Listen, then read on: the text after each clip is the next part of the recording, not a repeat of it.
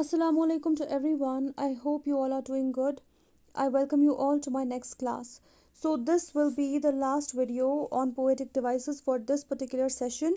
अब लास्ट की जो दो poems रह जाती है वो आप easily छोड़ सकते हो. If you can do it, do it. If not, then you can leave it because you will get 5 questions from poetry, out of which you will have to do only 3. So if you leave last 2 poems, you will still be on the safer side. Fine. तो let's get started with the video. अब एक चीज़ है, अगर किसी बच्चे ने बाकी videos नहीं देखी है पोएटिक डिवाइसेस पे, तो अगर वो ये वीडियो देखेगा पहले ही तो उसको कुछ भी नहीं समझ आएगा, because I am not going to define each and every poetic device over here in this video. You will have to understand the definitions of the poetic devices first. You will have to understand how each poetic device works. उसके बाद ही आपको ये वाली video समझ में आएगी. तो मैंने ऑलरेडी प्रेयर वाली वीडियो में या मिरेकल वाली वीडियो में सारी पोएटिक डिवाइसेस को अच्छे से डिफाइन किया हुआ है, अच्छे से एक्सप्लेन किया हुआ है. First go and check those videos, understand this poetic devices properly and then come and check out this particular video. So let's get started.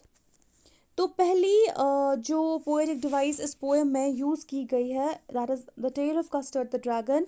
It is simile. अब सिमिली में आप दो चीज़ों को कंपेयर करते हो by the use of like और as. ठीक है. तो जो जो एग्जाम्पल्स मैं यहाँ पे आपको दे रही हूँ, जहाँ पर भी वो पोएम में आती है आप अंडरलाइन करो और ऊपर सिमिली लिख सकते हो शॉर्ट फॉर्म में. ठीक है. सो पहला जो एग्जाम्पल है सिमिली का, that is sharp as mustard. Here dog has been compared with a mustard. ठीक है. Mouth like a fireplace. किसका mouth is like a fireplace? It is custard. As brave as a barrel full of beers. Who is as brave as barrel full of beers? It is I guess Blinda. Yes, it is Blinda. As brave as a tiger in a rage. Who is as brave? Mustard is as brave as a tiger in a rage. तो mustard को compare किया है tiger से, बिलिंडा को यहाँ पे compare किया गया है बेयर से. ठीक है. And what has been used? As has been used, like has been used. तो ये सारे सिमिलीज हैं. Got it. उसके बाद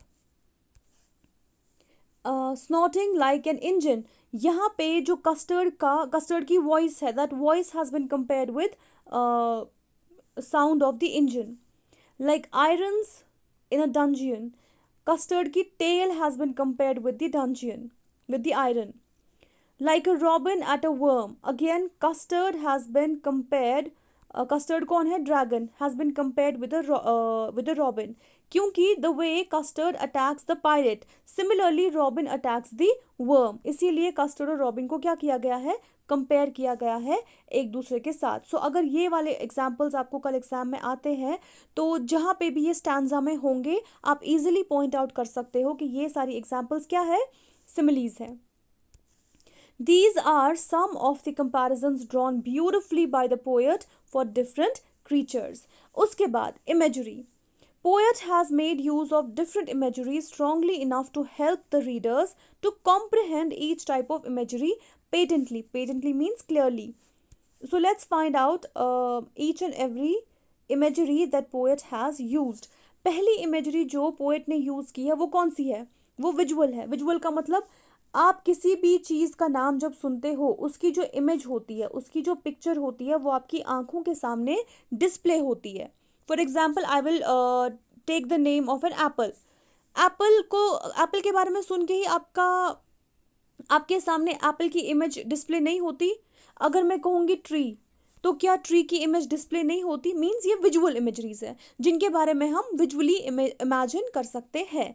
तो ऐसी कोई चीज़ें आपको ढूंढनी है पोएम में जिसके बारे में आप सोच सकते हो, इमेजिन कर सकते हो, जिसकी पिक्चर आपकी आंखों के सामने क्लियरली दिख जाए, वही विजुअल इमेजरी होती है.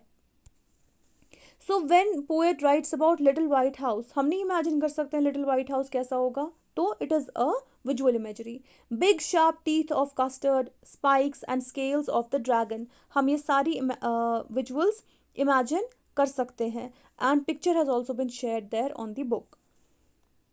Mouth like a fireplace. हमें पता है fireplace कैसा दिख रहा होता है, वो fire कैसी होती है उस fireplace में, isn't it? तो we can imagine it clearly. उसके बाद chimney for a nose. Whose chimney are we talking about, whose nose are we talking about? Custard's nose. हमें पता है कि चिमनी कैसी होती है, सो हम इजीली इमेजिन कर सकते हैं कस्टर्ड की नोज कैसी होगी. Little grey mouse, we can imagine, पता है माउस कैसा होता है. लिटिल येलो डॉग, ये भी इमेजिन कर सकते हैं, तो विजुअल इमेजरी ये भी है. Pistol in pirates hand, can't we imagine a robber person having a pistol in his hand, holding a pistol in his hand? Yes. And his black beard, वो भी हम imagine कर सकते हैं. Little black kitten, isn't it? In fact, there are few more like cage. Cage भी हम imagine कर सकते हैं. Tail, वो भी हम imagine कर सकते हैं. Flagon, सुराही या बॉटल, वो भी हम इमेजिन कर सकते हैं. ऐसी बहुत सी चीज़ें हैं जो हम इमेजिन कर सकते हैं. अगर कोई भी स्टैंजा आपको कल आता है, अगर आपको कोई ऐसा वर्ड दिखता है वहाँ पे जिसे आप इमेजिन कर पाते हो, उसके विजुअल्स आपकी आंखों के सामने डिस्प्ले होते हैं, तो वो विजुअल इमेजरी है. उसे आप टिक कर दो, अंडरलाइन कर दो, आंसर में लिख दो. ठीक है. देन ऑडिटरी इमेजरी, जहाँ पर भी आपको साउंड वाली एग्जाम्पल्स दिखती है. Auditory imagery pertains to hearing, pertains to hearing. So जहाँ पर भी साउंड की बात की गई है ना पोएम में, वो आपकी ऑडिटरी इमेजरी है. When Belinda says when she cries for help, तो क्राई के time obviously she will shout, वो साउंड की बात की गई है. सो ये क्या है? Auditory imagery. They all sat laughing in the little red wagon, when they were laughing, तो हंसी की आवाज कैसी होती है हमें पता है. we can imagine it, we can hear it. तो वो भी क्या है? Auditory imagery. Belinda giggle, giggling में साउंड कैसी होती है? यस, ये भी ऑडिटरी इमेजरी है. मस्टर्ड ग्राउल, ग्राउल भी साउंड है. Snorting like an engine, snorting भी साउंड है. Speaking of Mustard Ink and Blink, speaking के टाइम भी आवाज तो आती है ना. फिर क्लैटरिंग, क्लैंकिंग, जैंगलिंग, ये तीनों साउंड्स है, तो ये भी क्या है? सारे ऑडिटरी इमेजरीज हैं. उसके बाद kinesthetic imagery. Kinesthetic imagery pertains to motion और मूवमेंट और एक्शन. जहां पर भी एक्शन की बात हो, जहां पर भी मूवमेंट की बात हो, जहां पर भी मोशन की बात हो, वो क्या है? Kinesthetic imagery. For example, you waved your hand. Waving के टाइम हैंड मोशन में होता है, मूवमेंट हो रही होती है, एक्शन कर रहे होते हो आप, सो इट्स किनेस्थेटिक इमेजरी. ठीक है. ऐसी कुछ एग्जाम्पल आपकी इस पोएम में भी है. So let's have a look at them. Chasing of lions down the stair. When you chase a lion, you have to run after him, run after it, isn't it? तो वो क्या बन जाता है? रनिंग में, चेजिंग में motion की ज़रूरत है, मूवमेंट की ज़रूरत है, तो ये क्या बन जाता है? Kinesthetic imagery. They all sat laughing, sitting में भी मोशन की ज़रूरत है, एक्शन की ज़रूरत है. लाफिंग में भी एक्शन की ज़रूरत है. Climbing in the window, when you climb तब भी एक्शन की ज़रूरत है, मूवमेंट की ज़रूरत है. जंपिंग, जंपिंग में भी तो मूवमेंट की ज़रूरत है, तो ये भी किनेस्थेटिक इमेजरी है. Speaking of Mustard Ink and Blink, speaking requires lip movement, तो ये भी किनेस्थेटिक इमेजरी है. स्क्वर्मिंग ऑफ कस्टर्ड, ये भी किनेस्थेटिक इमेजरी है. Tickling, sorry it's not tickling, it's trickling, TRICKLING, trickling down of Ink. जब इंक हाउस होल्ड में छुपने की कोशिश करता है, सो ऑब्वियसली जब वो जाता है वहां तक, that trickling is a movement, तो ये भी क्या है? Kinesthetic imagery. उसके बाद गॉबलिंग मीन्स ईटिंग, तो ईटिंग में भी एक्शन की ज़रूरत है, मूवमेंट की ज़रूरत है. शी एम्ब्रेस्ड हिम, तो when you embrace someone, when you hug someone, तब भी मूवमेंट की ज़रूरत है. Mustard licked him, while licking you require an action, you require a movement, तो ये भी किनेस्थेटिक इमेजरी है. Clashing of Custard's tail, when Custard was clashing his tail on the ground, तो उस क्लैशिंग के टाइम भी टेल मूवमेंट में थी, सो it too is a kinesthetic imagery. अब tactile में it pertains to sense of touch. It pertains to touch. When you feel something on your skin, वो tactile imagery है. तो अगर मैं आपको थप्पड़ मारूंगी, ठीक है, या कुछ भी, अगर आप ठंडा पानी आपके चेहरे पे डाल देंगे, तो आप वो फील करोगे ना अपनी स्किन पे, तो that is tactile imagery. Got it? The verses which are suitable examples of tactile imagery are Belinda embraced him. When you embrace someone, so it pertains to, it pertains the sense of touch. So ये भी क्या है, tactile imagery. Mustard licked him. Licking भी tactile imagery है because it can be felt. Then refrain. अब refrain क्या होता है? The first and the fourth verse of first stanza. देखो रेफरेन की मैंने अच्छे से आपको रेफरेन मैंने अच्छे से समझाया है स्पीक अप पोएम में. आप वो वाला पोर्शन पहले देख लो, व्हाट अ रेफरेन मीन्स. ठीक है, फिर ये वाला यहाँ पे समझ में आएगा आपको कि रेफरेन क्या होता है. तो इसकी एग्जाम्पल्स देखते हैं. First and the fourth verse of first stanza have been repeated by the poet in the poem. These two verses have been repeated in the second last stanza. For example, Belinda lives in her little white house and her Trilio little pet dragon. अब यहाँ पे आपको देखना होता है. For example एक stanza है, ठीक है, जब इसकी पहली वर्स या लास्ट वर्स किसी दूसरे स्टैंजा में भी सेम ही प्लेस पे रिपीट होती है, दैट इज द रेफरेन. मान लो ये स्टैंजा 1 है, ये स्टैंजा 2 है, यहाँ पर भी फर्स्ट वर्स और लास्ट वर्स सेम है, यहाँ पर भी फर्स्ट वर्स और लास्ट वर्स क्या है, सेम है. सो ये आपका रेफरेन बन जाता है. फॉर एग्जाम्पल आपका जो पहला स्टैंजा है पोएम का, Belinda lives in her little white house, इसका सेकेंड वर्स क्या है, with her little pet little black kitten and a little grey mouse. Then there is one more verse, and a little yellow dog and a little red wagon.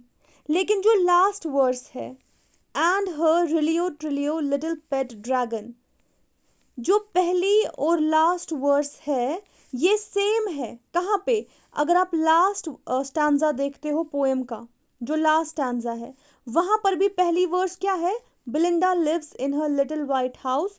उस stanza की last verse क्या है, and her Trilio little pet dragon. So जब भी दो या दो से ज़्यादा स्टैंजाज की पहली और लास्ट वर्स सेम होती है, वो क्या है, refrain. I will repeat. When 2 or more than 2 stanzas have first and the last verses same, that is called as refrain. When the first and the last verse of 2 or more than 2 stanzas are same, वो क्या होता है, refrain. I hope you got it. और अगर नहीं समझ आया तो मैंने स्पीकअप में ये अच्छे से समझाया है, वहाँ पे पहले आप ये समझ लो, ठीक है. I still repeat it once again. When the first and the last verse of 2 और more than 2 stanzas are same, पहली और लास्ट वर्स जब 2 या 2 से ज़्यादा स्टैंजाज की सेम होती है, वो रेफरेन होता है. ये एग्जाम्पल देख लो पहले स्टैंजा में और लास्ट स्टैंजा में इस पोएम की. ये जो 2 वर्सेस है, ये पहली और ये लास्ट, ये वैसे ही रिपीट की गई है लास्ट स्टैंजा में भी, तो ये रेफरेन है. Okay, next, repetition. Now repetition is very easy for you to understand. In fact अगर आपको कल भी पेपर में ऐसा कोई क्वेश्चन आता है जहाँ पे आपको पोएटिक डिवाइसेस ढूंढने हैं एक स्टैंजा में, पहले फ्री वर्ड्स ढूंढना, ये मैंने पहले भी बताया है, क्योंकि अगर राइम नहीं है, राइम स्कीम नहीं है, तो वो पोएम क्या होगी, फ्री वर्ड्स. अगर फ्री वर्ड्स नहीं है तो राइम स्कीम देखना, ठीक है. उसके बाद सबसे इजी जो है रेपिटेशन देखना. Got it. रेपिटेशन के बाद you can also look for visual imageries, kinesthetic imagery जितनी भी है, and then go for simile, then go for metaphor and other things. ठीक है. Okay. Apart from that, repetition has been used immensely in the poem. Examples that substantiate this poetic device are suddenly, help, house, mouse, her, him, still lives, cried around, brave, but blink. और भी बहुत सारे होंगे. आप repetition, जो words repeat किए गए हैं वो आप आराम से देख सकते हो, है ना. अपार्ट फ्रॉम दीज वर्ड्स, अब जो फ्रेजेस रिपीट किए गए हैं वो कौन सा है?